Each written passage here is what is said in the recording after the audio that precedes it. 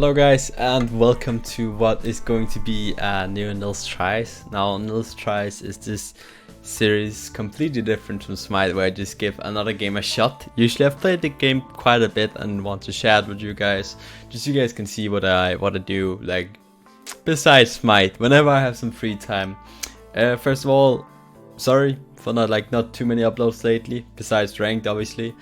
Been super busy, just like I need to get stuff for my IKEA now as well, but I've had a lot of stuff going on behind the scenes in regards to season 6 that I need to figure out, obviously with Maniac and Jamin and Emil all leaving, going separate ways and everything, so that means there's a lot of stuff going on. But today we're going to be playing Game Dev Tycoon. It's basically a simulation game of having a game company. I think it's a pretty cool game. I played it a bunch and I wanted to share it with you guys. So let's make this Let's Play, Nils Tries, whatever you want to call it, Game Dev Tycoon. Yeah, so let's get to it. Welcome to Game Dev Tycoon. In this business simulation, you have to be transported back in time to start your very own game development company right at the beginning of the PC revolution. In the next 35 years, you can build your dream company, create best-selling games, gain fans, and become the leader of the market. Before you can start your adventure, you have to give your company a name. So I thought long about this. What should we do here? Should we just do me, you know, maybe get some ginger like right there, get a nice hoodie. There's no hoodie. We can do that. We could also go random. But I think we're gonna do me. So this is almost always the most exciting part. Get to choose. No, I would probably wear, I don't even know what I would wear. It's kind of interesting. Yeah, this looks a bit like the hoodie I'm wearing now. Let's just say that's it. I can't really give myself glasses. Obviously, I'm gonna be Nils Nilsson, although that's not my real name, but that's just kind of troll. It's kind of funny. My name is Emil Nilsson, and then a middle name as well. But Nils Nilsson, it's a good name. My company. What should my company be named? Should be named the Ginger Army. How about that? I think that's pretty good. The Ginger Army, Nils Nilsson. Perfect. We're gonna unlock some hints. We're gonna overwrite. Still write profound. If you want blah blah blah. We don't want the tutorial. Okay, so we can. Oh, supporter, a young startup. Buy the game. Alright, so we're gonna develop a new game. Before development can begin, you have to decide what kind of game you want to create and give your game a space. Blah blah blah. But once you have a bit of experience, you can do more. So we have abstract, school, space, and cyberpunk. Now I reckon we do a cyberpunk. So like then you have the different how do you say it? You have the different topics you pick. So like let's say we want to pick cyberpunk, then we can make an RPG with it. That should be a pretty good genre mix. We know action, this is from like previous games, then you kind of store up all these hints, because you can make game reports of what works well and like pair these together. I don't think a cyberpunk adventure would work too well, but a cyberpunk RPG sounds like something that could be pretty good. Then you basically pick the platform, and since this is 35 years ago, you have the Commodore and the PC.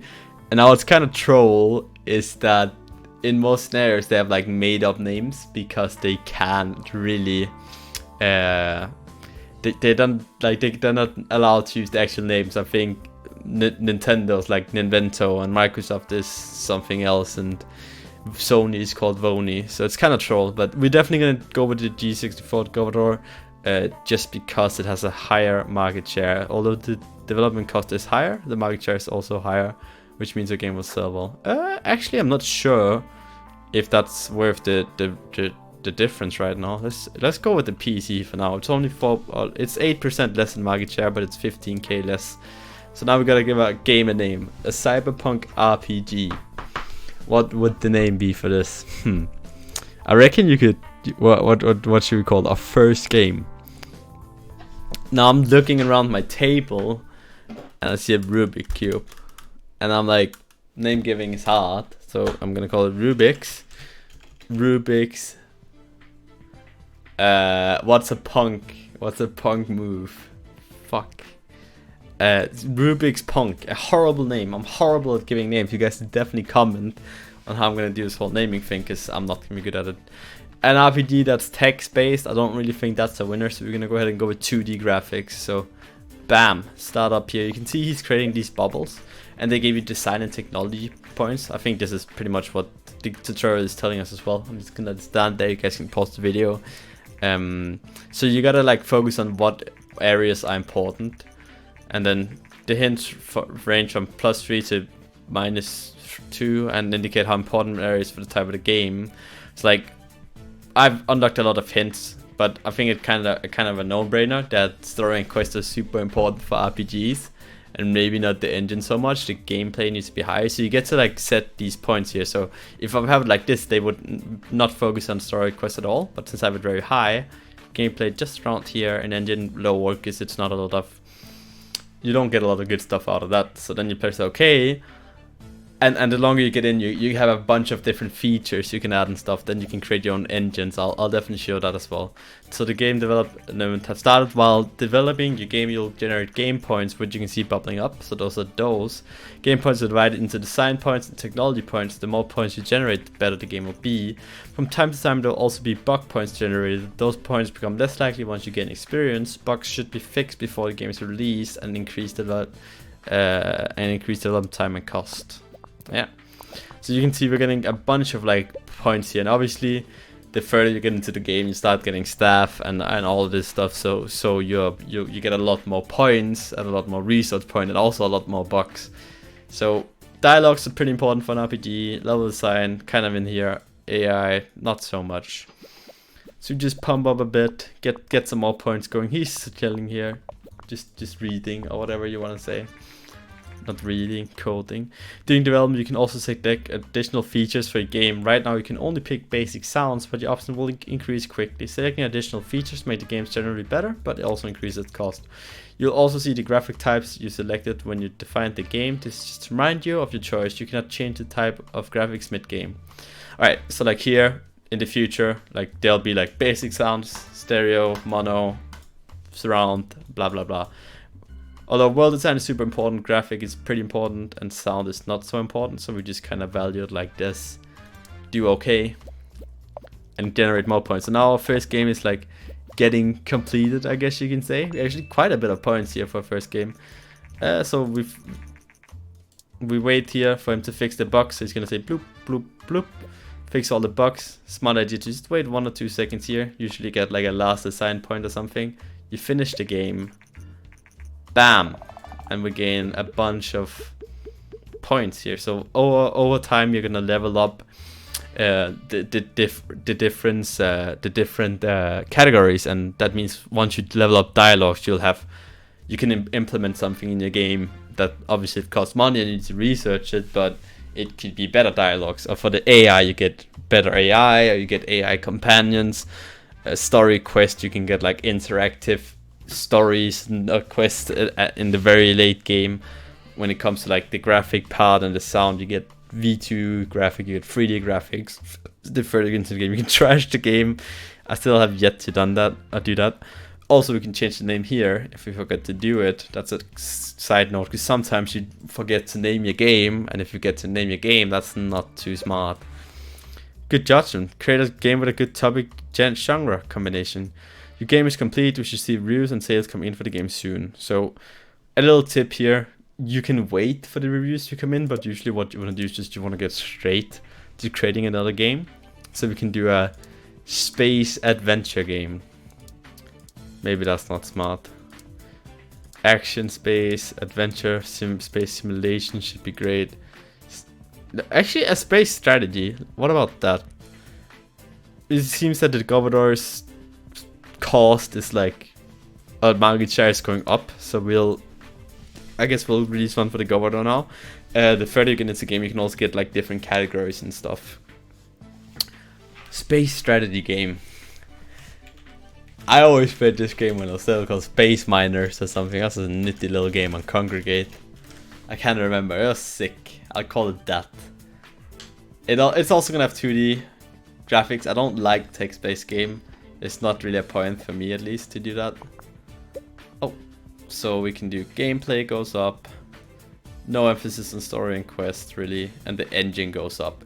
So you gotta balance it out. In the start, you won't have these points, but the more game reports you do, I guess, the higher the points you'll get. Game reviews comes in for Rubik's Punk.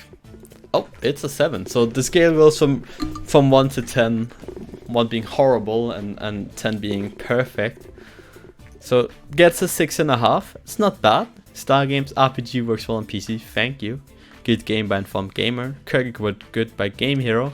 Shows potential by All Games. Definitely nice. After publishing a game, you can invest a little bit of time to analyze your creation and generate a game report, as I talked about. Game reports are a great way to gain research point as well as valuable insight into what works and what doesn't work when developing a game. So like if we do that, we can select it and generate a game report, although we're not going to do that right now. News. The Ginger Army, a newcomer in the game industry, has just released their first game, Rubik's Punk. The game received favorable reviews. With such a good start, the Ginger Army is sure to gain fans quickly. Yeah. We'll see here. We got monthly cost, but the game... Oh, we go to the next design phase. Level design is super important. You can see dialogues is not as important.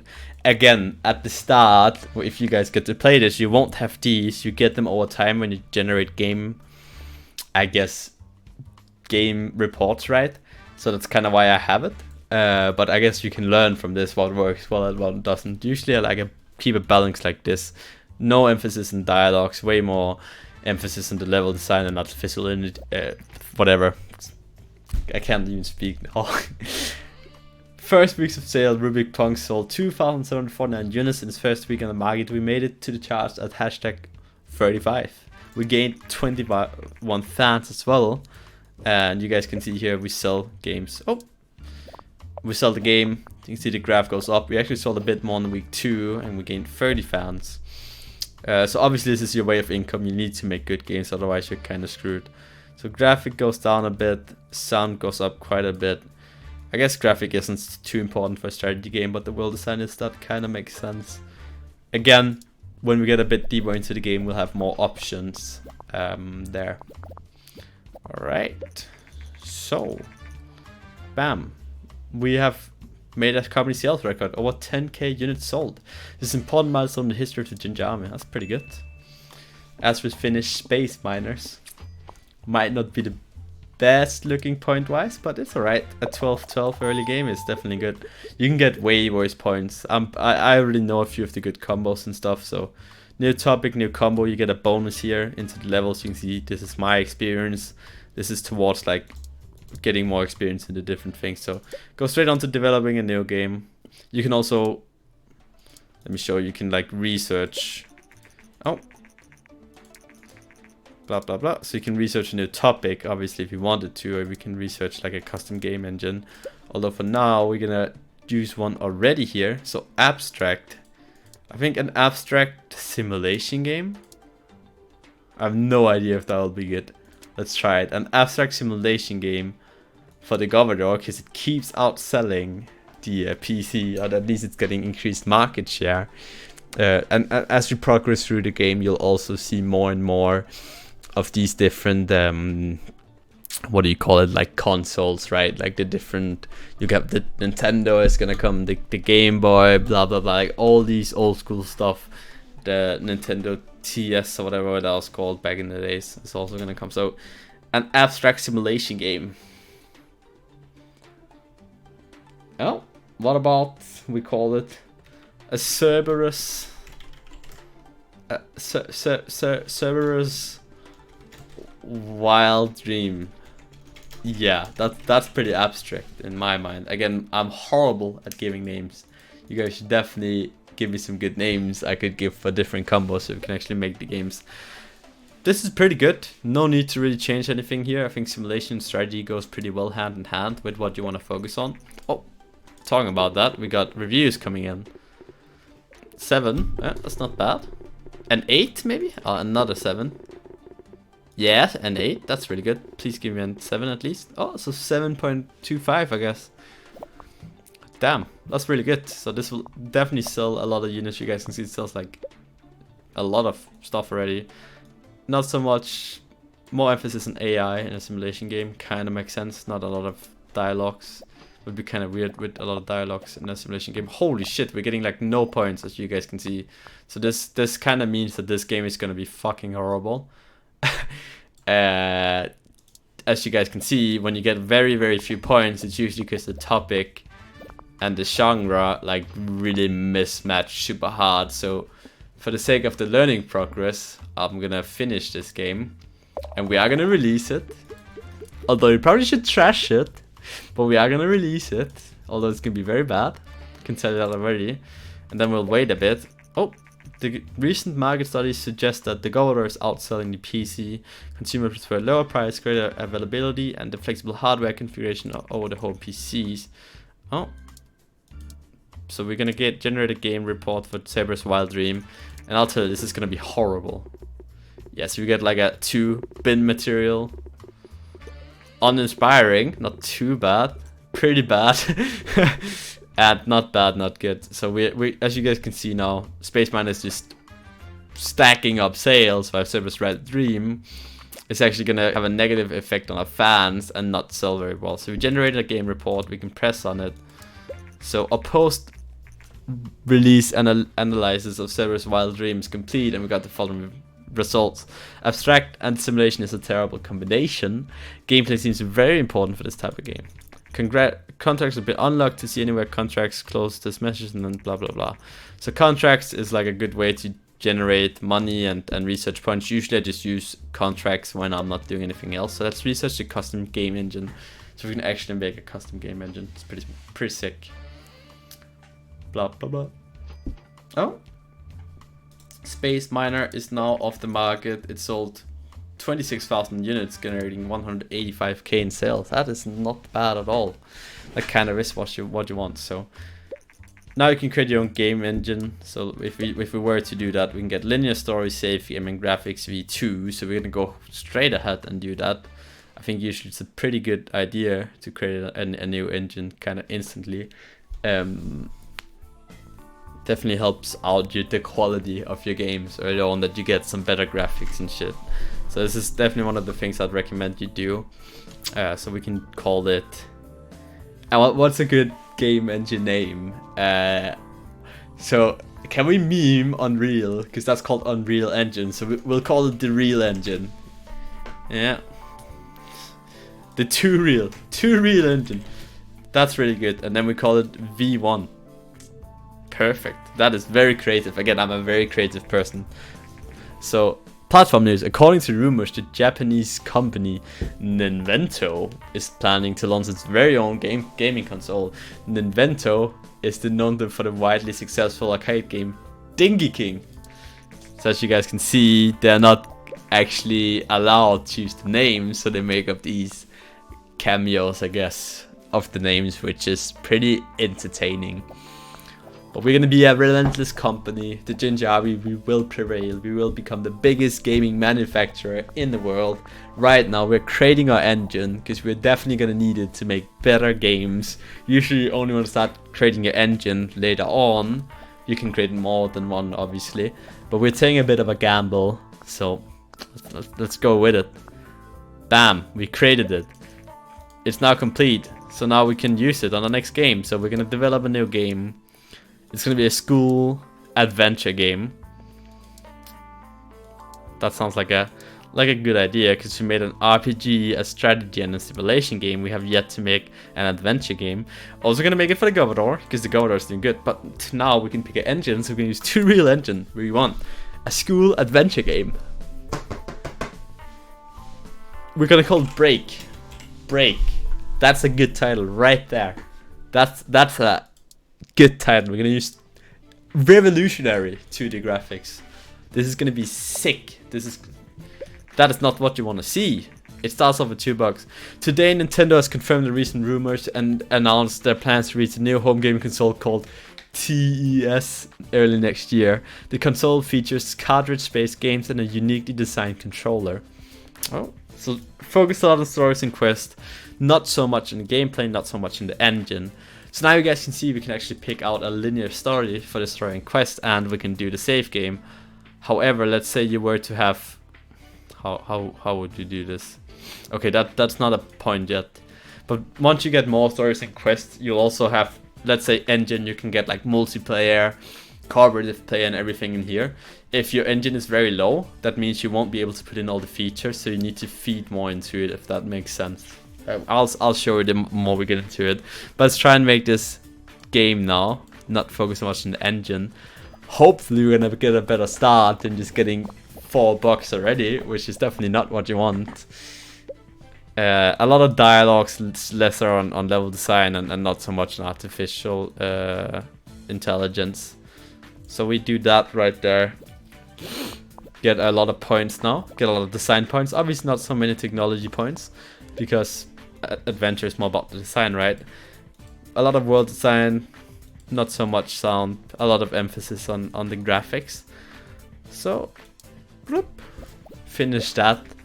Thank you from Patrick and Daniel Cook, Greenlight Games. Hi Nils, Nils, we're creative of the game dev Tycoon. I would like to thank you very much for purchasing the game and supporting us.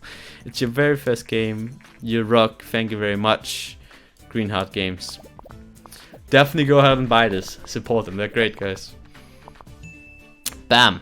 Bucks. Just yeah. Fix them bucks. More points. Yes. Oh yeah, this is gonna be a great game. As you guys can see, we have a lot more game points. That usually means it's good. We're banging out on pretty much everything, which means we're leveling up. We leveled up ourselves. We have new research available, which is game tutorials and mono sound, which we can put in the next engine we're gonna make. However, that's not relevant right now. What is relevant right now is we figure out a new topic. And what else to do than a horror action game? I kind of want to make that. Let's make that the last game of this first episode and see how that works out. Break seems to be a quite fantastic game, which I'm very happy about. It's scoring really high. Please don't be a 7. Ah, it's a 7. Damn. So it's like, you can see your game history here. So Break was a 7.75. Obviously, Cerberus Wild Dream was horrible. Space Miners was not bad, and Rubik's Punk was alright. It was alright. Could have been worse. So we're gonna research the new topic. Let's get it. Research it. Yes. Perfect. And I think with that, we're gonna call this first episode here.